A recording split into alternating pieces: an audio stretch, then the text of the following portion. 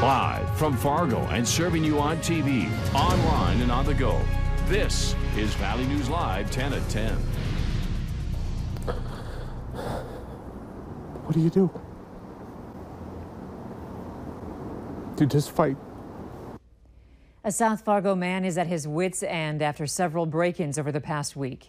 He's trying to protect his family against thieves that have not only taken their property, but their sense of security. Valley News Team's Molly Casey spoke with the family about what went missing and what they plan to do next. The last time that we heard the big thud on the house, both my daughters were at home and my wife and I were out, and I was scared for them. Ryan Henniger moved into his new home in April, hoping the bigger space would give him more freedom to move around. But in the last week, his home has been the target of 4 break-ins, prompting new locks and cameras. We lock everything up. We've put up motion sensors. We've put up cameras, chained our gates shut. I mean, I feel like I'm in a prison, actually. Last Wednesday, a thief broke into Henniger's car, stealing a GPS and a satellite radio. And the thieves returned on Saturday. Someone tried to pry the family's camper open, only to break through a window and a screen to steal a TV. But that wasn't the last of it. Somebody was prowling around by the windows in the house, was messing around with the screen on the lower basement window. And someone tried again this Wednesday to get into Henniger's property while his daughters were home alone. In the last 10 days, there have been 10 reports of breaking and entering, property crime, and theft, just within a 3-block radius of Henniger's home. And it's left him shaken. It's tough.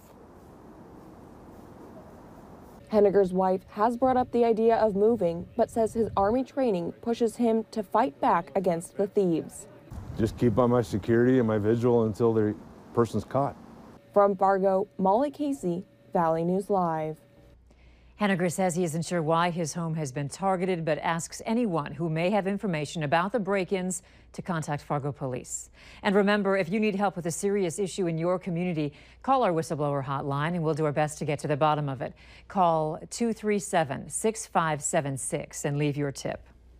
Child sex trafficking, once thought to be a big city problem, is becoming more and more visible in smaller communities. North Dakota is no exception, and as reports of the terrible crime keep streaming in, both investigators and survivors say enough is enough.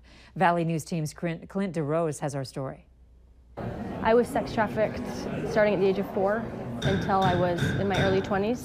It's a heinous act that's unfortunately becoming more common across the country, something that Elizabeth Frazier is all too familiar with. I'm still struggling with finding normal life because my abuse still affects me today, and things that are simple are not simple for me. Frazier managed to escape her situation, but she's just one of many suffering through the surging crime of child sex trafficking. The average age that we see for a missing child who's being exploited through sex trafficking is only 15. Officials from national organizations, law enforcement, and state government met at a UND panel to raise awareness of child sex trafficking and how it's something to watch out for, regardless of where you live. Perpetrators are everywhere in this country, and North Dakota is not exempt from perpetrators. Senator Heitkamp points to new legislation like the Stop Enabling Sex Traffickers Act, which targets sites believed to be used by sex traffickers, and an expansion of the Amber Alert system as steps forward in the fight. But everyone agrees that much more needs to be done on the issue that affects the lives of so many and causes so much damage. I think it's just a lifelong process of continuing to heal and continuing to get through every day. In Grand Forks, Clint DeRose, Valley News Live. A nationwide human sex trafficking sweep has rescued 84 minors in the past week. The youngest was just 3 months old.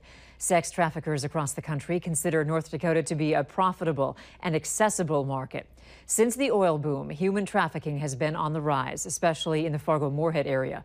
Local organizations are working to combat the problem and help victims. There's no question the level of trauma that's occurred in people's life, particularly those who have experienced a trafficking situation. And our agencies stand together ready to respond to that need and to provide services as needed. If you or someone you know is a victim of human sex trafficking, you can contact the Human Trafficking Hotline at 1-800-373-7888. Police have arrested 3 Texas men accused of shooting at protesters after the Richard Spencer rally. Now, Spencer is a self-appointed leader of a movement that embraces white supremacist views and Nazi symbols. No one was hurt, but one of our CBS affiliates interviewed all three of the men just hours before their arrests. Reporter Gabby Arzola has our story.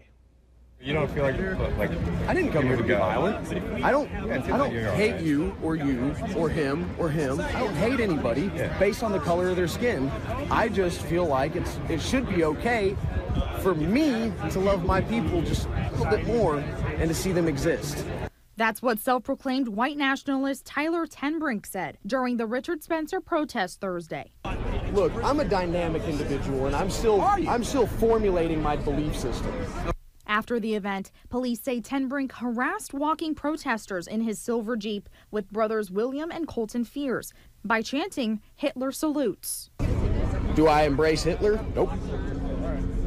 We also interviewed the Fears brothers, who said their race was misrepresented. In Western civilization, I think whites should be overrepresented in governance. You know what I'm saying? After they were surrounded by protesters, they told us they felt threatened. But I do fear walking back to my car. Police say that after leaving the event, the men argued with protesters. They say Tenbrink got out and fired once.